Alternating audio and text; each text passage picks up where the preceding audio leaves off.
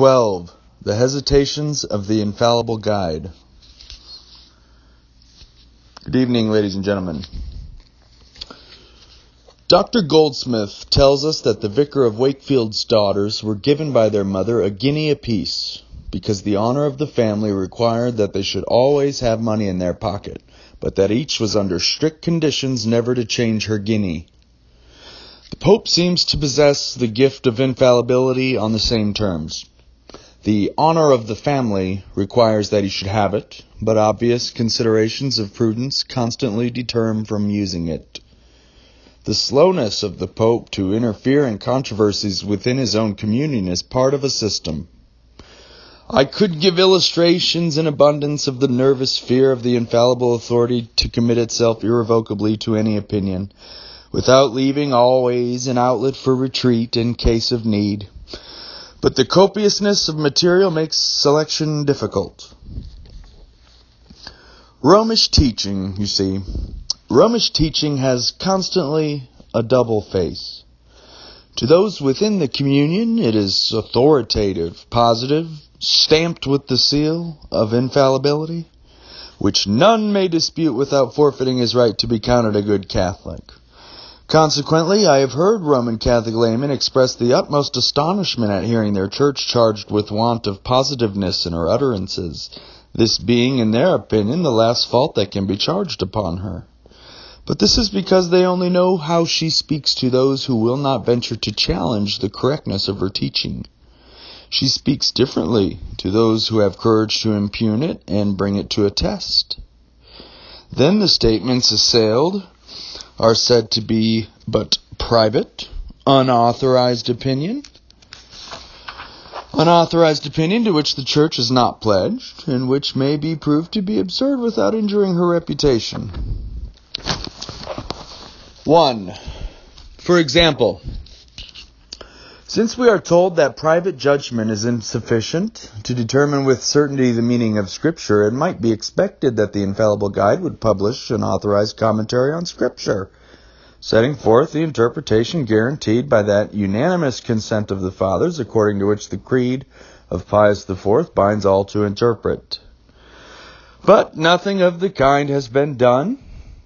If annotated editions are sometimes issued with the approval of the authorities, the sanction is intended to imply no more than apparent freedom from grave heresy, and the notes rest only on the credit of the authors.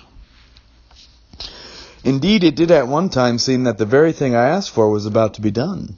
In the year 1813, advertisements were circulated announcing an edition of the Catholic Bible, explained or illustrated with valuable notes or annotations according to the interpretation of the Catholic Church, which is our infallible and unerring guide in reading the Holy Scriptures and leading us unto salvation. The names of all or almost all the Irish Roman Catholic bishops were printed as patronizing the undertaking, and when the work actually appeared, the title page professed that the edition was sanctioned and patronized by the Roman Catholic prelates and clergy of Ireland. What more could anyone wish than this?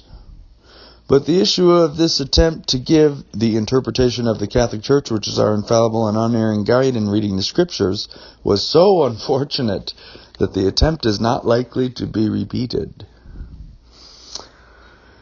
When the promised edition, this is McNamara's edition, appeared, some copies fell into the hands of Protestants who called attention to the doctrine of the Rhemish notes which they contained. There is no subject to which the annotators so perpetually recur as the duty of the individual to hold no intercourse with heretics that can be avoided, and the duty of the state to punish heretics and even put them to death. The agitation on the subject of the Emancipation Bill was then going on, and this publication threatened seriously to damage the prospects of the bill by confirming apprehensions then prevalent as to the use Roman Catholics would be likely to make of any political power they might obtain. Accordingly, the book was denounced by O'Connell, and you will find in his published speeches that he had no scruple in calling on the Catholic Association to repudiate these notes, which he stigmatized as odious, execrable, abominable, notwithstanding that they had for 200 years been recognized as approved by high Roman Catholic authority. These odious doctrines have higher authority in their favor than perhaps Mr. O'Connell was aware of. And I do not think it is so easy for the Roman Catholic Church to repudiate them. But Mr. O'Connell was quite right in considering that he was at liberty to reject the opinions of any commentator, however respectable. Second, perhaps it may be said that it was needless for the Roman Church to publish commentaries on Scripture, since it is not to Scriptures he sends her people for instruction in the doctrines of their faith. She has catechisms, and other books of instruction from which her people may learn. But has she ventured to put her seal of infallibility to any one of them? Not so. Catechisms, sermons, books of devotion are guarded by no such gift. If we detect a catechism in manifest error, if we find a preacher or a book of devotion guilty of manifest extravagance, no matter how eminent the man or how widely popular the book, the Church always leaves a loophole for disowning him, and we are at once told that the infallible authority has spoken by no such medium. But why has she not? Does it not seem strange that a communion possessing the high attribute of infallibility should make no use of it in the instruction of her people? It cannot be said that this neglect does not lead to ignorance and error on the part of the people.